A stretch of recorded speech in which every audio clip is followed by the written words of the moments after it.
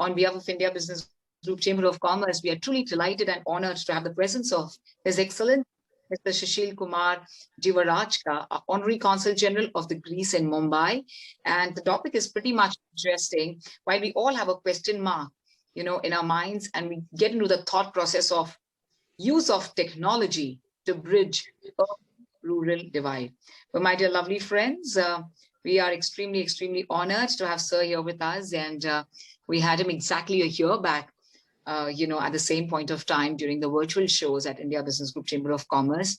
And we are extremely honored to have him here once again. And of course, to learn from him and hear his expertise. Thank you very much. As we all know, India Business Group Chamber of Commerce is a non-profit organization which helps individuals and organizations to grow in a unique way altogether and to become global businessmen and businesswomen. So we are truly delighted to welcome all our beautiful 1,000 active members and 80,000 members that we are in touch with. Well, my dear lovely friends, we have with us, well, the dynamic business guru who truly made it possible and allowed us to have our visions. May we please welcome the chairman of Nazara Technologies. They've already created a supreme mark in history, and of course, our Honorary Consul General of the Republic of Mali, Mr. Vikas Mitra, same to address everything this morning. Thank you, Simran, and especially thanks to Sushil. He has consented to do this again with us after a year. But during this year, a lot of people asked me this directly. Can't you bring him back again? There were questions we wanted to ask that day, that time couldn't. And now a year has gone, a lot of things have changed. So we want to hear his ideas again. So I don't want to dwell too much today and take his time. I think, Simran, we can move on, start it off, kick it off. Sure. Thank you so much. And I'm also going to take this wondrous opportunity of thanking Priya Pansare for truly making it possible and making all the ends meet. And the fact that you are allowing us to grow at this point of time when, our minds are in a different perspective altogether. I'm going to take this wondrous opportunity of thanking our very dynamic CEO, Ms. Priya Pansare. Thank you so much. And Dilip Mehta, sir, our Vice Chair, such an honor to have your presence and, of course, your guidance every now and then. Well, my dear lovely people, it's time for us to hear from the Chairman of Artheon Group, the Chairman and Managing Director of Essjay Ericsson Private Limited, the Executive Chairman of OMC Power Private Limited, His Excellency, Mr. Sushil Kumar Jiwarajka, Honorary Consul General of Greece in Mumbai. Well, my dear lovely friends, he's promoted OMC Power Company Private Limited, which has been providing clean power using renewable energy for the telecom sites and rural communities. This company has won several prestigious awards. Artheon Electronics has executed several prestigious rooftop solar projects across India on EPC basis. And some of the key achievements are, well, as the chairman of Maharashtra State Security Council, the founder of Medical Tourism Council of Maharashtra, he's been leading the business delegation accompanying the first ever presidential visit to Sweden and Belarus in the year 2015. As the chairman of FICCI WRC, he pioneered several initiatives to promote airports, modernization, nutraceuticals, technical textiles, brand protection, industrial design cluster, etc., including the entertainment sector. He's been the recipient of several awards, but we are truly delighted to hear from him, his perspective, and it is such an honor. With folded hand, may we please welcome Your Excellency. Such an honor for all of us to have your presence. Thank you, sir. Thank you, Simran, for that long and wonderful introduction. It's an honor to be back in 1 year's time to address your vast membership, and I hope that I can give perspective to a topic that is dear to my heart and should be in every Indian's heart. Before I begin my formal presentation, I'd like to first of all congratulate Mr. Vikas Mitra for the historic IPO of his company Nazara Technologies, which is the third highest in the history of the stock market. Heartiest congratulations to you, Vikas. And the second is that last time when we met, the first wave had begun and we felt, this is unprecedented. in the history of mankind. And then things started improving, and we felt we have won the war against COVID. And we got into a state of complacency. And the second wave has hit us with such ferocity and such intensity that it has put the entire medical healthcare infrastructure into jeopardy. And thousands of our near and dear ones are losing their lives, are battling for their lives in hospitals and homes. So before we begin, can we spend 10 seconds in memory of those who have lost their lives and for those who are struggling for their life in the hospitals? Let us concentrate our thoughts on them, send them positive energy, and then we can begin our presentation. So just 10 seconds, please close your eyes and pay homage to those who have lost their lives.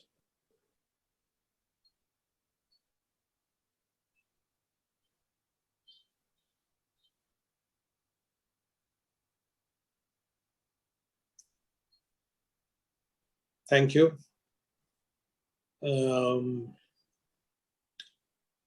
So why this topic and why at this point of time? Bridging the urban-rural divide, and why is technology so important in bridging this gap? So let us look at a few facts. Gandhiji famously said, that India lives in its villages. And I'm reminded of an old song which said, जहाँ डाल डाल पर सोने की चिड़िया करती है बसेरा, वो भारत देश है मेरा. So, are we connected in the urban areas which we call India to the Bharat which lives in our villages? 70% of our population lives in 650,000 villages. And they are primarily dependent on agriculture for their income. And they contribute only 15% to GDP. Now, this is a very skewed figure. And as long as 70% of our population can earn only 15% of the wealth that is generated in this country, till that time we cannot say we are truly developed or a fast developing nation. And this is leading to huge distortion, leading to high levels of migration from rural areas to urban areas. We have very few urban cities and they're getting overcrowded. We can see the examples in Bombay and Delhi, where whatever infrastructure you build, it falls short because there is nearly 800 to 1,000 people migrating into these cities on a daily basis from outside, besides its own growth of population. Many of us living in cities in urban Indias have never even visited a village in their entire lifetime. I can bet that 80 to 90% of us have never visited a village in our lifetime. We have never visited a farm to see how food is grown. We have never interacted with a villager who is growing the food which is keeping you alive, as to in what conditions does he live, how much does he earn, what is the social infrastructure that we are providing to what we call in Hindi Annadata, and can we afford to not be connected by the very source of life, which is food. So I think the time has come to bridge this gap, to bridge this divide, to bring in that connectivity. And to my mind, that can only be done with the help of technology. Now, there are several aspects to bringing about a solution. Our former late President Abdul Kalam, he gave a roadmap and said rural India can be transformed in 10 years through the use of technology. And he gave a simple acronym called PURA, P-U-R-A. provision of urban amenities in rural areas with the use of technology. And he gave a 10-year a roadmap of how it can be done. And I think the time has come that several technologies across the world, they have reached maturity, they have reached commercial stage, and they've all converged at the same time. And making use of this technologies, we can leapfrog several generations and make our urban, our rural areas as good or even probably better than urban areas.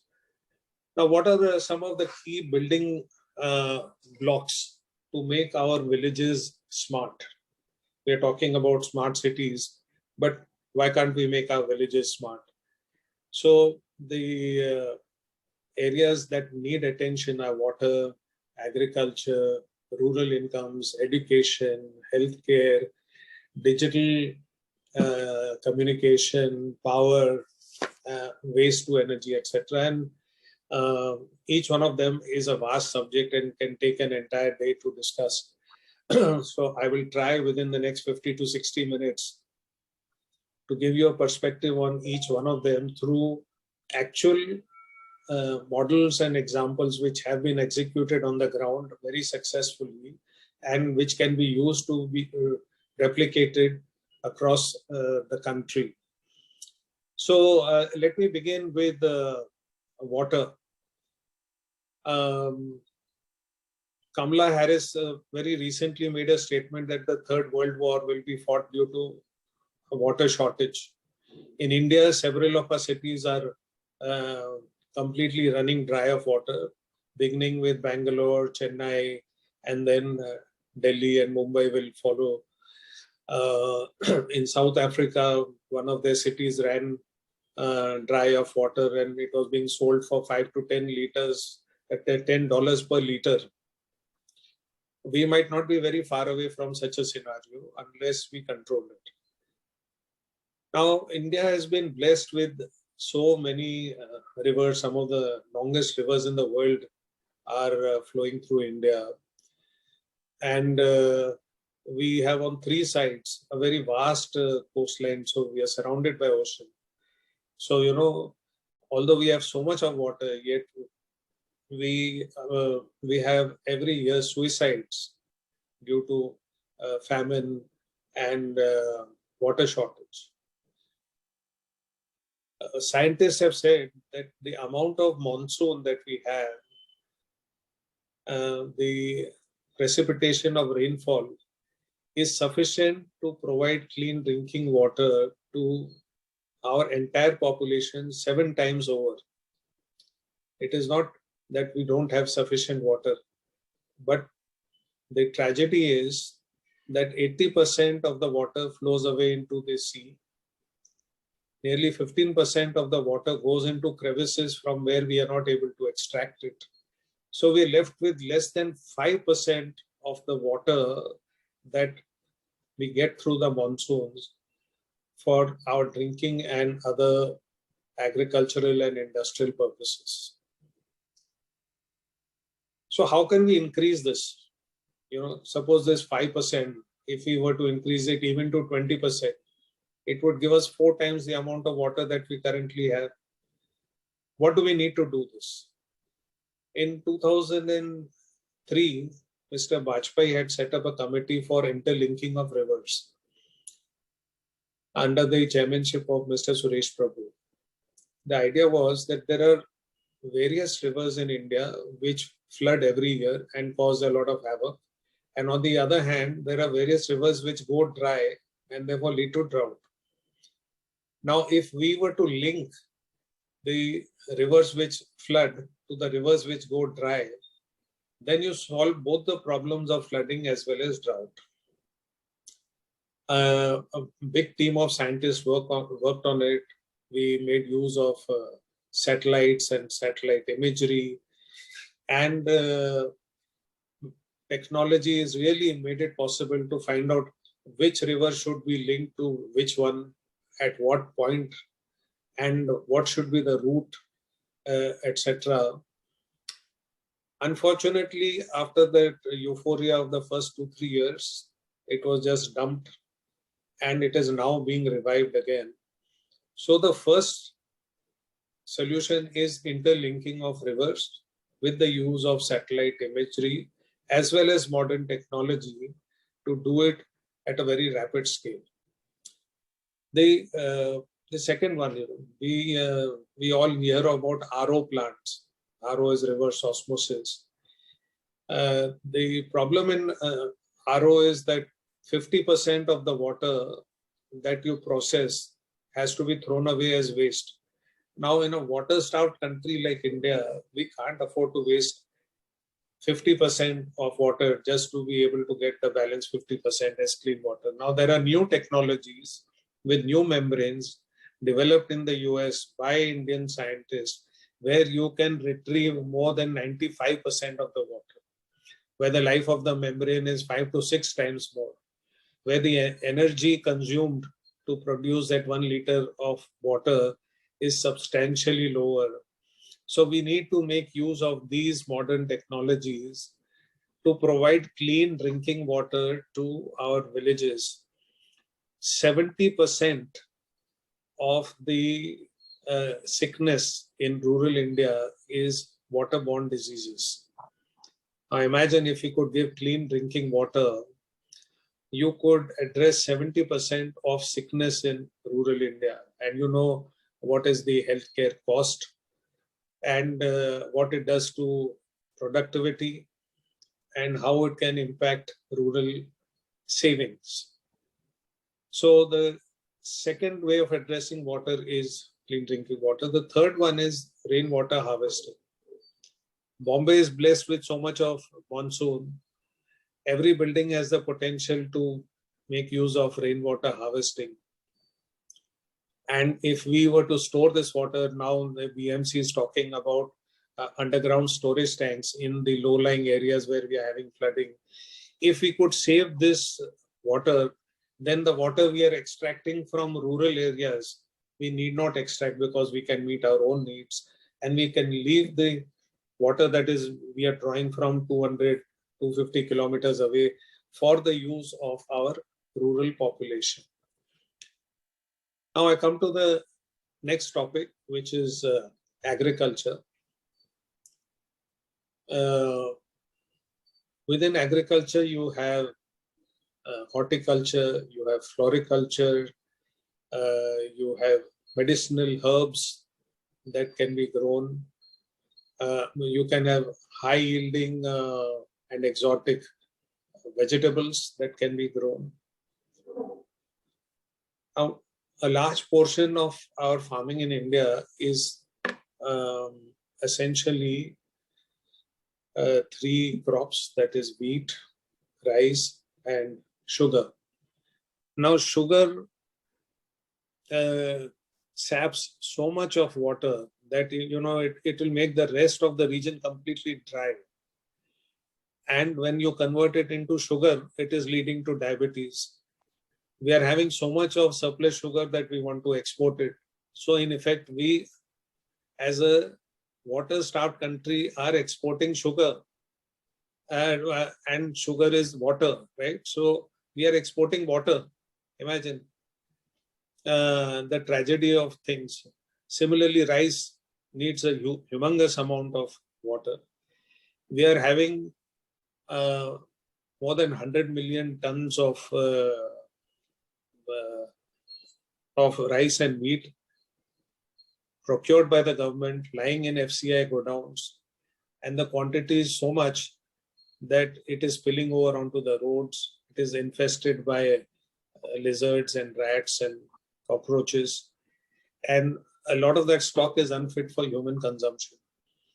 Now, worldwide, the consumption pattern of food changes with the change in incomes. As we move higher, people start eating vegetables, and as you earn more, then you start eating fruits, and you start spending more on nutritional items. But we have stuck to our traditional items of produce, which is in surplus, where the government is buying at a minimum support price, and which doesn't have an export market. This needs to get corrected. Now, to give you an example of horticulture, within horticulture, I'm talking about fruits. In China, 19% of the arable land is under horticulture. In India, it is 4.2%. Now, if we were to increase from 4% to 11%, and our yield per acre is 11 tons against 23 tons internationally, then we could add 6 lakh crores to the gross GDP of the country, leading to an increase of 3%. And it would add nearly 18% to the agricultural GDP of the country. Now, can this be done? Is it possible to do? So there is an NGO which started in Parli in Marathwada region, and they began an experiment there. The area was known as the suicide capital of India.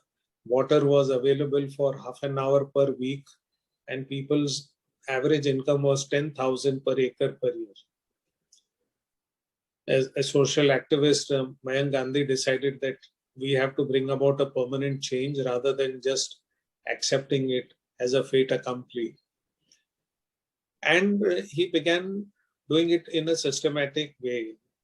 So he got hold of some influencers. There was a leading surgeon who became his contact point and who introduced him to the influencers in each village. And he got them to do Shram Dan, that means voluntary work without pay, to deepen and widen the river which had gone dry. They built check dams and canals, and they created artificial water bodies like water ponds. And again, using simple local technology, we normally are putting pumps to draw water from the aquifers underground, and gradually the groundwater is depleted. In some places gone down to 500 feet. Here what they did was, in the bed of the river at various intervals, they put these big pipes and filters for the water to go in rather than to extract the water. Because a flowing river, the water flows from one end to the other end. But how do you ensure that water remains at the same place? So the water level in the last 3 years has come up to 50 feet. He spoke to the agricultural scientists of that area to do a soil, water and climate test and find out what fruits can be grown there to replace the cotton and soya that was being grown. And 7 fruits were identified. Then they identified what are the best source of acquiring the seeds and the saplings. They were acquired. And then every region has got Krishi Vigyan Kendras, KVKs they are called in short, which are buildings with, seating capacity of 1,000 to 1,500 people with a stage and audio video equipment. Because ultimately you need to gather villagers and farmers in one place to address them, to show them videos, to be able to train them. So he started calling meetings in these KVKs and explaining to them what are the modern methods of agriculture by talking to various experts. We spoke to seed experts, fertilizer experts, pesticide experts, and every aspect of agriculture. And that collective knowledge was shared with the farmers through these regular interactions at the Krishi Vigyan Kendras. And they were told that if you had 10 acres of land, you experiment on 2 acres by growing fruits. And if you get good results, then you can increase the acreage. Now, the result is in the last 3 years, first year, which was in 2019, 10 lakh fruit trees were planted. And last year, 21 lakh trees were planted. And this year, 70 lakh trees are being planted. The region has now expanded to 8 districts in Marathwada, to Palghar, and about 5 districts in Madhya Pradesh, and will be reaching 1 crore trees. The average income of these farmers has gone up from 10,000 per acre per year to between 3 to 5 lakhs per acre per year.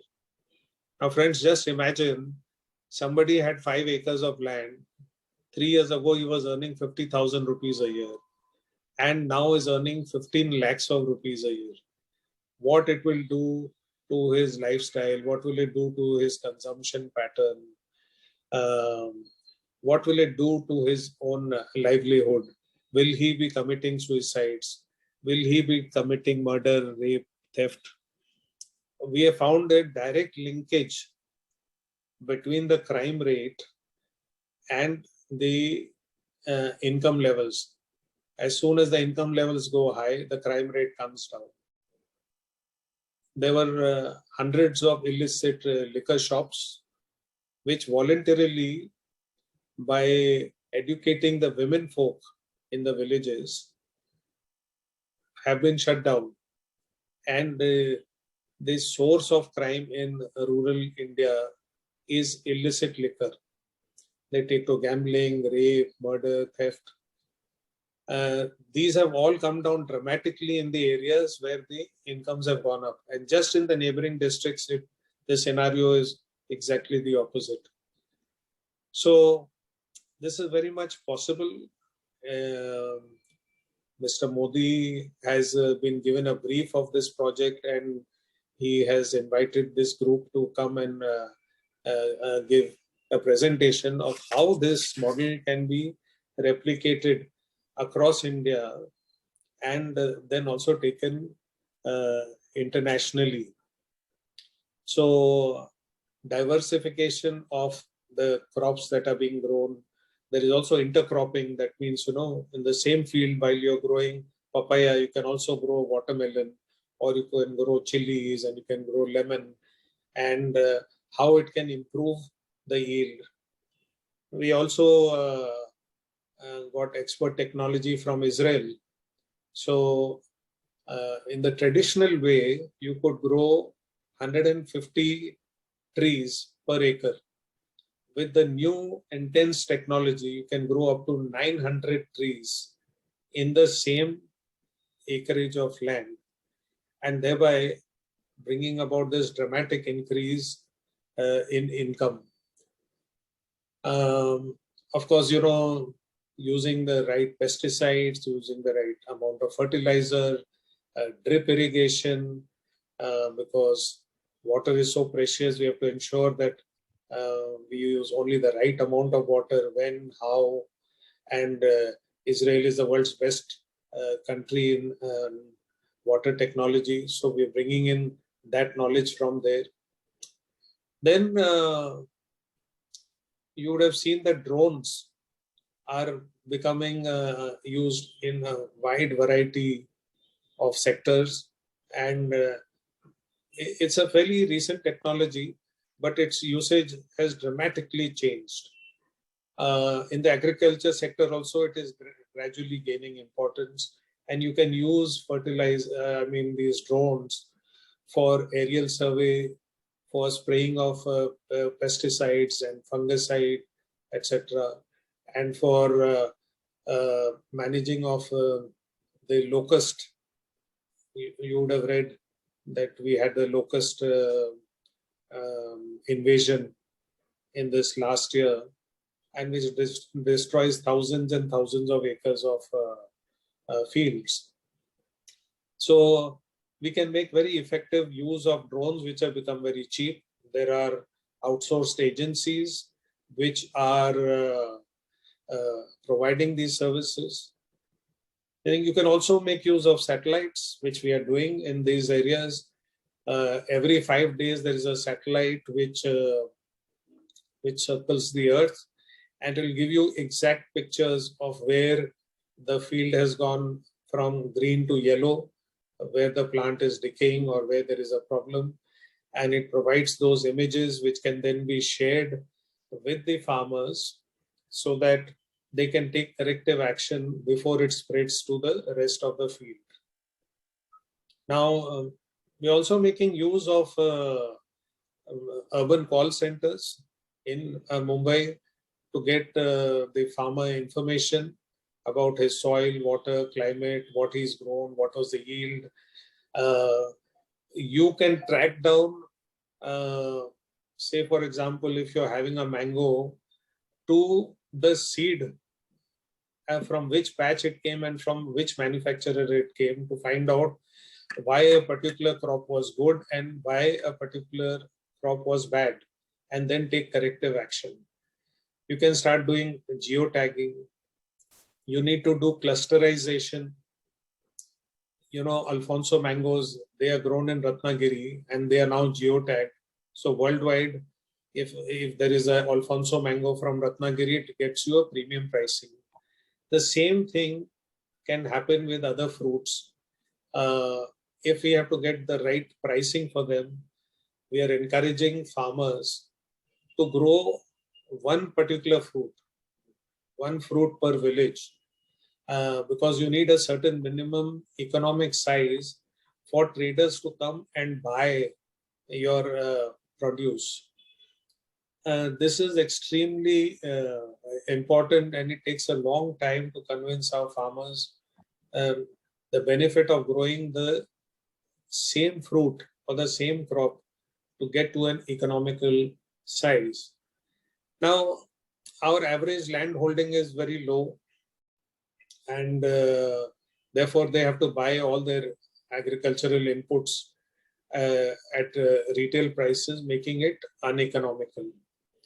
So the government came up with a scheme to promote FPOs, or farmer producer organizations, which is another way of saying it's a cooperative, like the Amul cooperative, which became so successful. So here the members are farmers. There's a management committee, and what it can do is do joint procurement for say 5,000, 10,000 farmers, and then also help in the marketing of the produce collectively rather than individually. In the traditional way, the farmer would go to the mandis and be at the mercy of that a broker, you know, who would exploit his weakness and his need for money and buy his produce at highly uneconomical prices. You know, for example, if you go near Nasik, you can get onions for 4 rupees a kilo, whereas the end consumer is paying 40 rupees.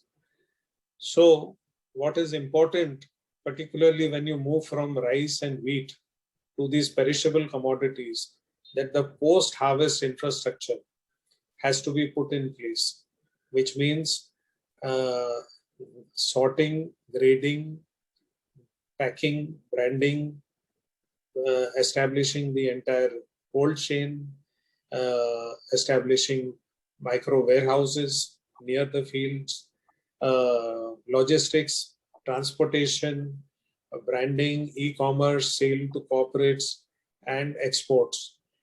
Now, once this whole ecosystem and infrastructure is created, and again, you know, you can do this only with the help of technology, then this whole farmers' hesitation to grow in for these perishable crops will go, and a large portion of them will move from the traditional crops to grow these higher value added crops.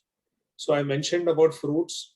In the same way, you have flowers, particularly in the north and in the northeast. You have very exotic flowers, and you have markets like Japan where you can sell them at phenomenal prices, and thereby you can improve the farmers' income.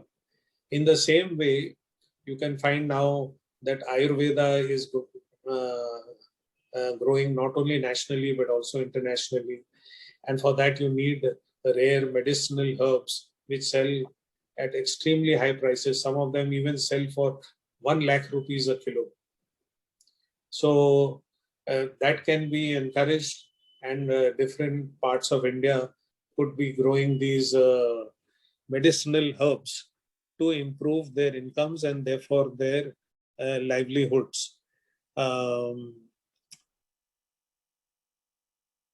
Now, weather forecasting, with the use of supercomputers, with the use of satellite imagery,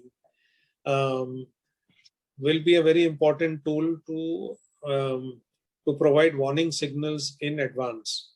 Now, this year, the Met Department has said, that for the 3rd year in succession, we are going to have near normal rainfall, which means that we are going to have another year of bumper crop.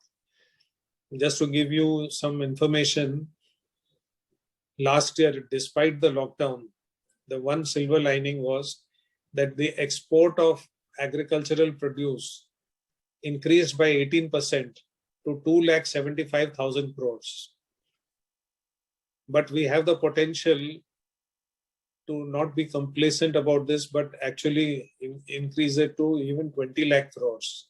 That is a kind of potential if we grow the right quantity, the right quality, and at the right price.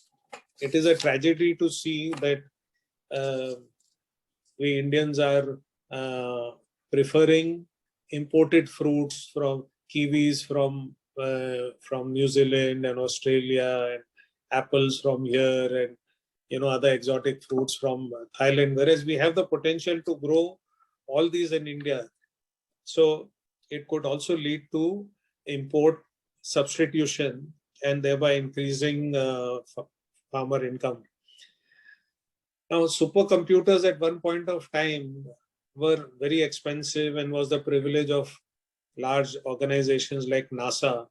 You'll be surprised to know that in the current mobile phones that you have, the smartphones, have more computing power than a supercomputer had 25 years ago. And therefore, this can play a very important role.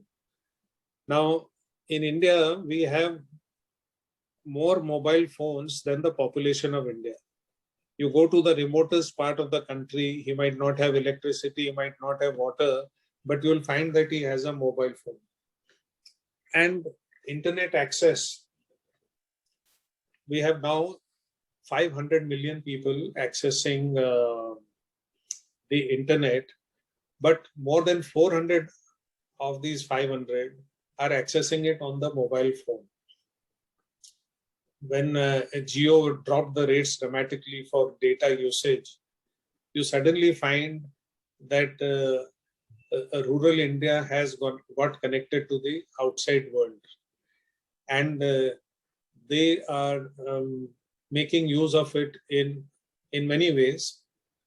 But one of the important things can be providing them market intelligence about what is the price of their product in different markets around the world, so that they can take an informed decision of whether they should sell immediately or they should store it in a warehouse and sell at the appropriate time.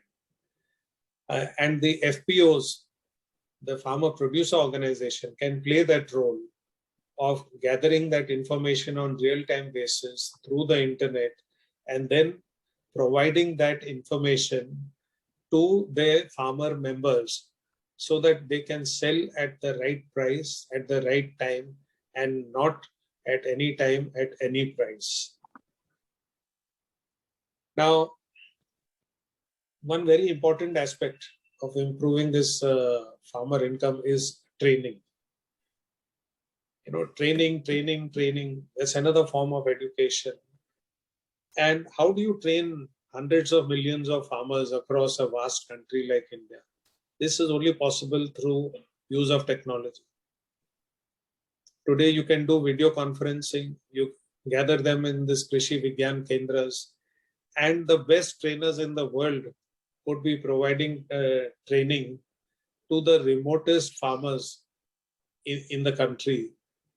by showing them how farming is done in Israel, how is it done in Netherlands, how is it being done in Japan.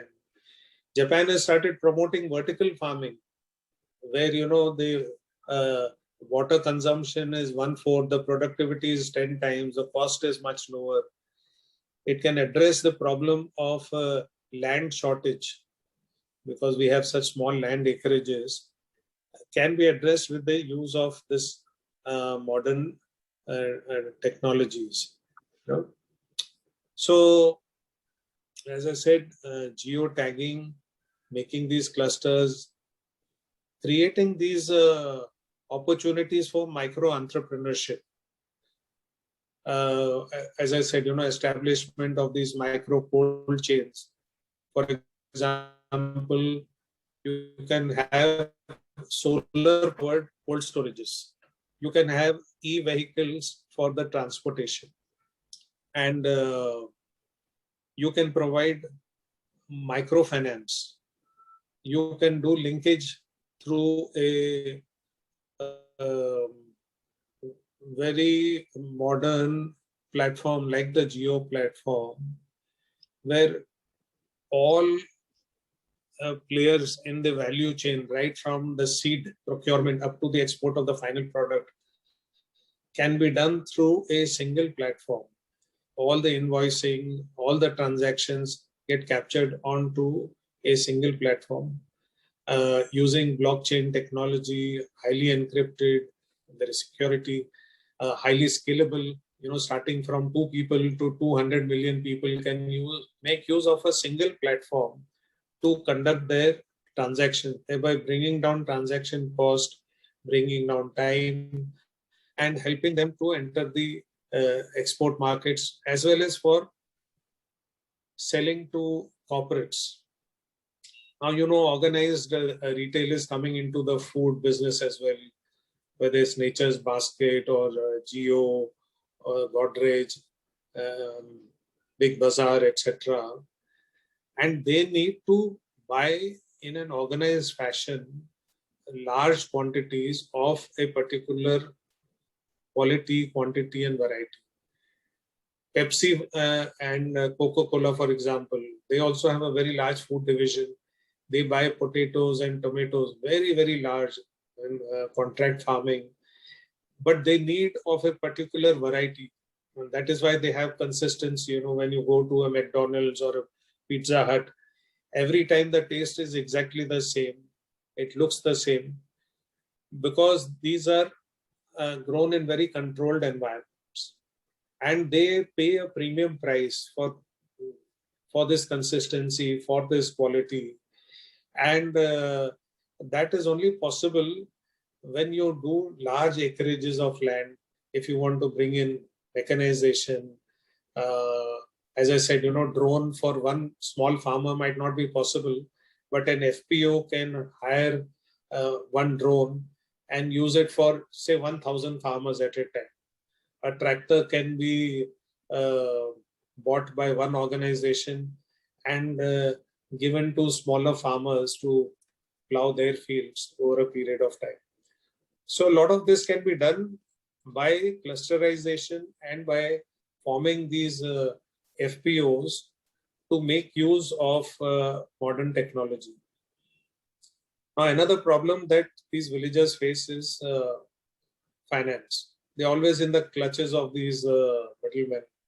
But today, there are a lot of fintech companies which you must be reading about. They are the flavor of the day, and many of the startups are getting into billion-dollar valuations. Their data analytics is so strong that they know exactly how much money can be lent to which farmer at what point of time, and which will not result into it becoming a bad loan.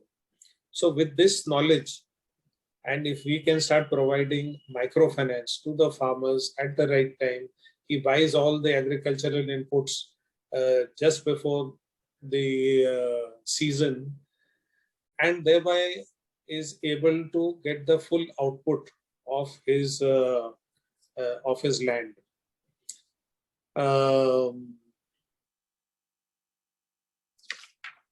So this is about agriculture. Now, let me turn to education. Again, trying to put up physical schools is a huge challenge in a country as vast as India. Even the current school infrastructure that we have is pathetic. Most of the places where there are buildings, they don't have electricity. If they have electricity, they don't have blackboards.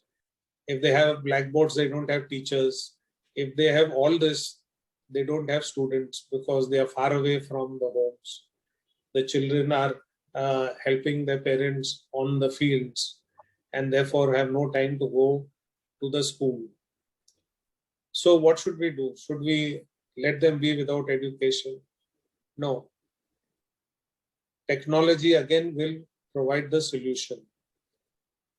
So India has undertaken a very ambitious plan called BharatNet, which is to lay broadband optical fiber network across the country to reach every village in the next 2 years. It is delayed. It should have been completed by now. But in the next 2 years, it will reach every village. So you will have broadband internet reaching the villages. And there is a lot of content that is being developed. You have read about companies like Byju's, Upgrade, etc., who have reached $15 billion valuations. The amount of money that is getting poured into education of all kinds and the gamification of education will provide the benefit at very low cost and very high quality with the use of latest technologies to the remotest parts of the country, so that there is a level playing field. And we have seen a lot of the best guys who have come into government or in different aspects of society have come from very small villages. President Abdul Kalam also came from a very small village in Kerala. And so have many others. When we go on to these reality shows, you find most of these artists, these young children, singers, dancers, and KBC participants. Most of them are coming from very small villages. Imagine if you gave them access to the same quality of education as in urban India, what it can do to the rural population. And what it can do to the country as a whole. So education can be changed. In this Parli village, all the schools we upgraded to e-learning, and today they are enjoying that benefit of getting high quality education at the time when they want to see it. They need not see it that you have a 9 to 11 class and at that time they need to be on the fields. They could do it at night, they could do it in the evenings, they could do it at their own free time. Now the next is healthcare. So today we are seeing that even in urban areas, how the healthcare infrastructure has completely collapsed. Imagine if the same problem were to happen in the rural areas, in villages, what it would do. We would be dying of hunger because who would be growing the food that we so badly need to survive? There's a company which has developed remote diagnostics technology. So you have a small robotic arm microscope. Yeah. Simran, Yeah. you wanted to say something? Yeah, Your Excellency, we also have a few questions. So after you finish, I'd like to take the questions as well. I'll just address two other issues and then we can get on to questions. Sure. So today technology makes it possible that you take one drop of blood in the village. Somebody can be trained to prick a needle and take a drop of blood, put it on a glass and put it under a microscope. The diagnosis can be done in a center, in a city. The right kind of medical advice can be provided to the villager by a well-trained doctor in a city. And if he requires surgery, then he can be guided to go to the nearest regional center for education, for his treatment. And there are many more such technologies that are coming up, which will dramatically change the healthcare in rural India. Next is power, because you can't have any of these modern technologies without power. And we need to bring in clean power. We can't follow the traditional power, because now there is so much of emphasis on green energy and reducing carbon emissions. So the future architecture of power will be many to one. The current architecture is we have one large power plant, 1000 megawatts, 2000 megawatts, whether it is thermal or it is hydro or it is solar power plants, and through a national grid supplied to millions of people. But the future architecture of power will be many to one. Each individual unit, whether it is a house or an office or a factory, will produce their own power through use of solar, wind, or fuel cells, etc., and supply the surplus to a grid. And there will be two-way transmission of power. At some point of the day, you might be producing power. At another point, you might be consuming power. So smart metering will come in. It's a huge opportunity. Digital smart meters are going to be established, and therein lies a big opportunity. So locally produced solar power or wind power or husk power, and then being distributed and meeting the needs of a village. So I'm talking of village scale renewable energy power plants can be the answer to making these villages smart. And then you already have the telecom towers, and today you have very cost-effective solution to provide Wi-Fi. You will have this BharatNet bringing in the broadband up to the village. Within the village, you can use this Wi-Fi wireless network, and thereby provide to each household, to each individual, access to broadband. Now, what that means is that they can access governance sitting in the comfort of their homes. In the Jan Dhan scheme, already 400 million people have opened cashless bank accounts, and direct benefit transfer. You know, hundreds of subsidies are there in so many schemes. They are being transferred the money directly into their bank accounts, which earlier had to go through so many intermediaries, and a lot of that money would vanish in that space. Now, again, with use of modern payment technologies, digital technologies, it can reach instantly. Today, we have many servants, etc., who send money to their villages. I myself do those transfers through online mobile payments, and the money has reached their bank account 5 minutes later, virtually instantaneously. So digital connectivity and renewable energy. And then lastly, I would like to touch upon a point is the waste, the weeds. You know, we've been reading about the air quality index in Delhi, which goes very bad immediately post harvest. That is because the farmers want to burn the weeds which are left after the harvest rather than removing it, because that is an expensive and time consuming exercise. They prefer to burn it, and it is the fire from these weeds which is causing the pollution. Now, there are various technologies which have been developed which can convert this waste weeds into bioethanol and can become a source of income for these farmers. So we need to encourage these farmers to start making use of these technologies to convert the waste into biofuels and stop this pollution, which is destroying the air quality in the cities. So I very briefly tried to give you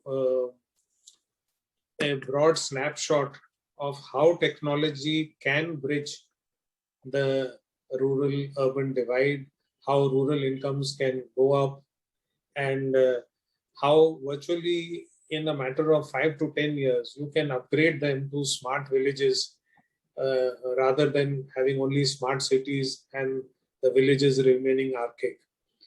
So with these words, once again, thank you for providing me this opportunity, and I'm now open to answer any questions. Thank you, Your Excellency. I'm going to start with Vineet question. I'll add on one more question to that, where Vineet would like to know that, Your Excellency, the rural India is returning 10% pro rata COVID infection number vis-a-vis urban. What can we learn from our rural India? So, in urban India, first of all, social distancing happens naturally. Our urban areas, for example, in Bombay, you find 60% of the population is living in slums. Now in Dharavi, how do you do social distancing? And most of the slum areas, how do you do social distancing? So this is one reason why the spread of COVID has been less in rural areas. The second thing is that their own immunity level, because they've had little or no access to modern medicine and healthcare facilities, that the body over a period of time builds an actual immunity. So they are far more immune than urban areas from attacks of viruses like the current COVID one. And even those which have contracted, most of them were rural folk working in urban India. When they went back, the migrant labor, when they went back, they took this virus from urban areas to rural areas. It is very important that we protect them from this virus to travel to rural areas, because that will be catastrophic. We will never be able to bring it under control. Sure.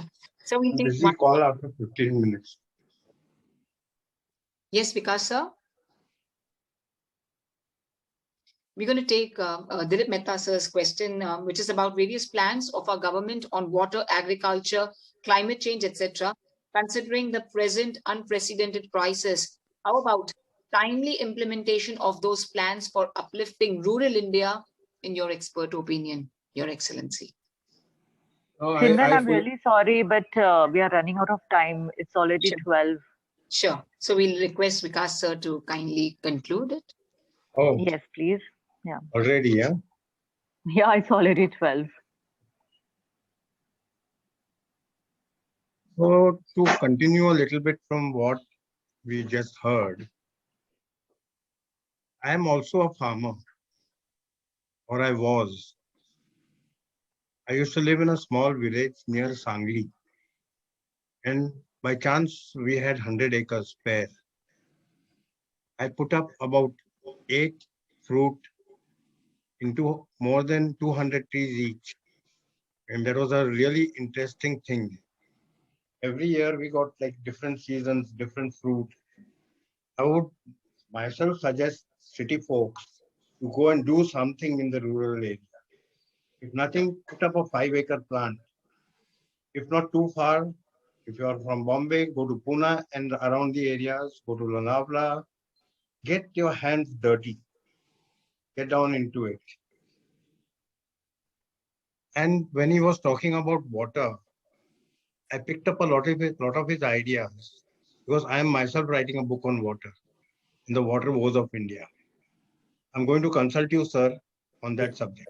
Sure. So, okay, so I'll not hold this up much. Do the concluding remarks, Simran. Sure. I'm going to truly thank all of you, sir, but we do have lots of questions, and we're going to only request Mr. Vikas Mitra Sen, if we can have Your Excellency one more time, in some time, whenever sir has time, because we have lots of questions about the technology and about rural India and urban India. I'm going to take this wonderful opportunity of thanking all of you for joining in. Thank you very much to our CEO, Ms. Priya Pansare, and Your Excellency, such a brilliant insight about the rural India and urban India and about the future of tomorrow. We are truly thankful to you from all our heart. And thank you so much for being here with us on behalf of India Business Group Chamber of Commerce. We look forward to meeting all our members on Thursday at the same time. And once again, we'd like to thank Your Excellency, Sushil Kumar sir. Thank you so much. Thank you. Actually, it was so interesting. I wanted to ask you to continue for an hour. Yeah. So let's pick up another hour on another day. Yeah. But in the meanwhile, what I would recommend is if you have questions, if you can collate all of them and send it to me, maybe I can send you by email my responses, which you can then disseminate back to your members. That will be great, sir. Very, very kind of you. So we're going to answer all your questions. I'm going to thank all of you for your questions, and we shall definitely revert to you, and Ms. Priya shall do the needful and send you the reply. Thank you so much. So in closing, let me wish you good health. Be safe, be healthy. Don't be adventurous. Stay at home. Spend good time with your near and dear ones, and help the country from the spread of this pandemic. So with this, I once again wish you all the very best, and thanks once again to the organizers for inviting me. Thank you for the message, sir. And really, that was with a bright smile, Your Excellency. Thank you so much.